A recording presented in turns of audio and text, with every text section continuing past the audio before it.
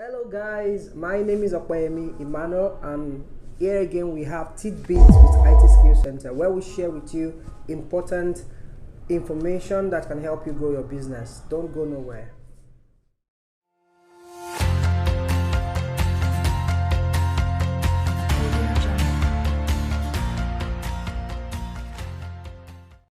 Hello guys, welcome again to this Tidbit with IT Skills Center. Like I said to you before, my name is Okwayemi Emmanuel, and I'll be sharing with you briefly and quickly how you can come up with your estimate for your mobile app. So you have this great idea that you've just that this grand idea you got in your dream, or a super being told you, or you just found out that there is a gap in the market and there is something you can offer that will bring you huge amount of money. You want to be the next Facebook, you want to be the next Instagram or the next TikTok. It's all about mobile app these days because it's all mobile first. No matter the startup, no matter the product you want to roll into the market, you have to consider the mobile users, because right now, about 90% global mobile users. Everyone accessing any platform usually will first access it from their mobile device before they access it on the web platform. So back to what I'm saying, you have an idea and you want to build a mobile app.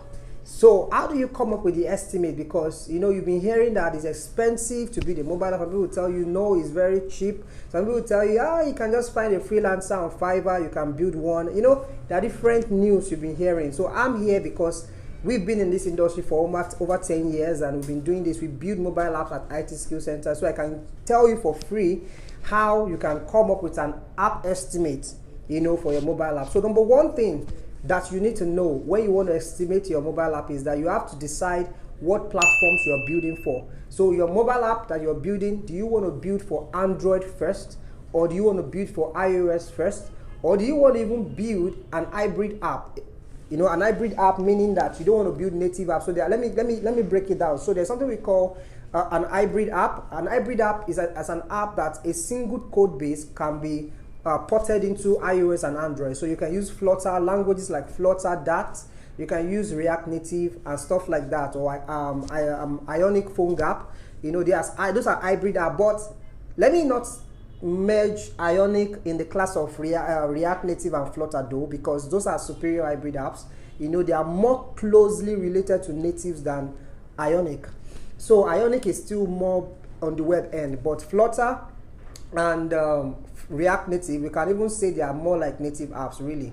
But when you want to go really native, like there are some core device functionalities that are not available on React Native, for example. So that's when you go Android, Java. So, but let me not bore you with all of those technical details. What I'm saying is, for you to come up with the cost of your app, you have to decide whether you want to, go the hybrid way, which is using one code base to build for both iOS and Android, or using, specific native languages like Android, Kotlin, and then Swift for iOS. So that's the way to go. So you have to decide that. And to decide this, you have to probably talk to a developer or talk to someone who is very experienced in this way, because they can tell you if your app does not really need any native functionality, then the hybrid route will be better for you because it's going to be cheaper, and then you can get your apps on both iOS and Android at the same time.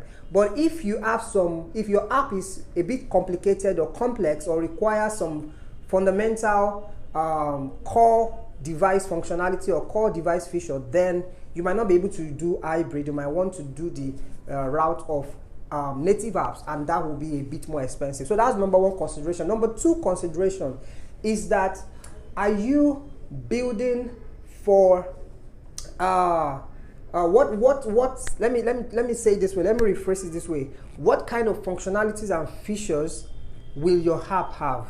The number of functionality determines the number of complexities. So will you be having things like geolocations? Will you be having stuff like accelerometer? Will you be having stuff like launching the camera and taking photos, uploading files? Will you be having stuff like e-commerce? Will you be having stuff like payment gateway integration? Will you be sending mails? There are a lot of features out there that you might want to use in your app. So the more features you have within your product, the more expensive it becomes. So if you have a very basic app, maybe informational app just to talk about your company, they can open it, see the home screen, talking about your company, they can browse your services, and that's a very simple basic app that will be very cheap to achieve, right?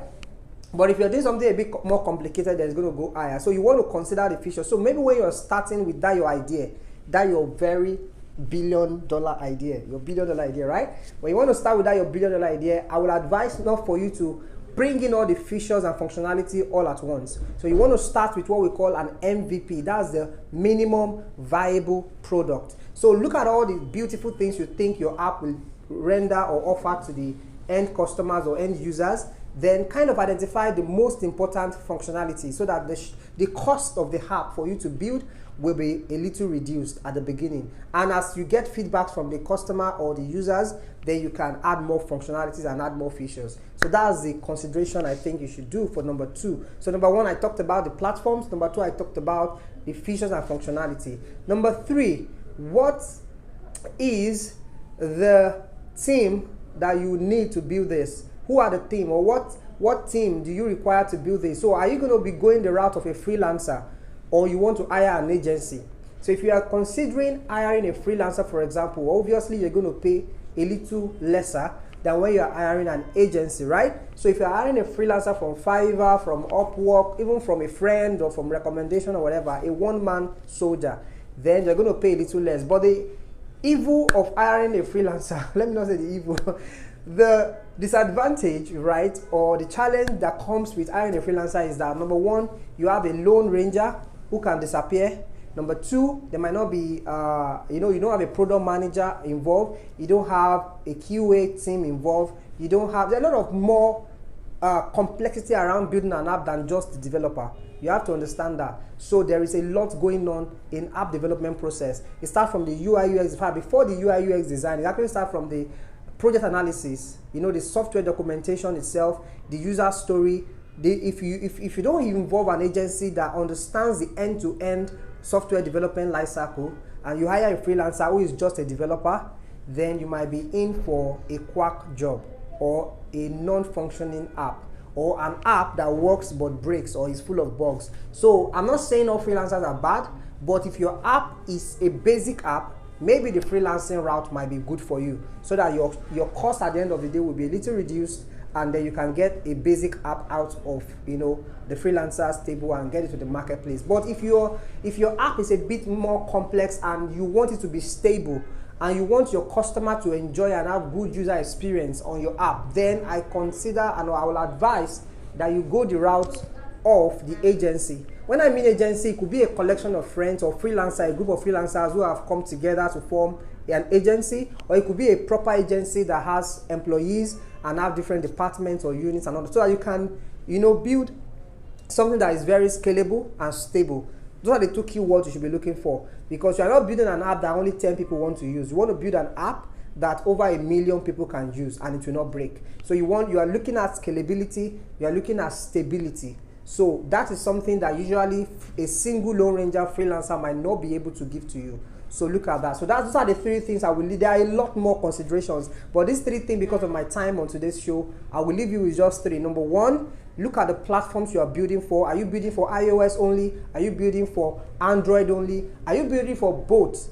And are you using a native? Are you going the route of native production, or you are going the route of hybrid, right? Hybrid is cheaper than native.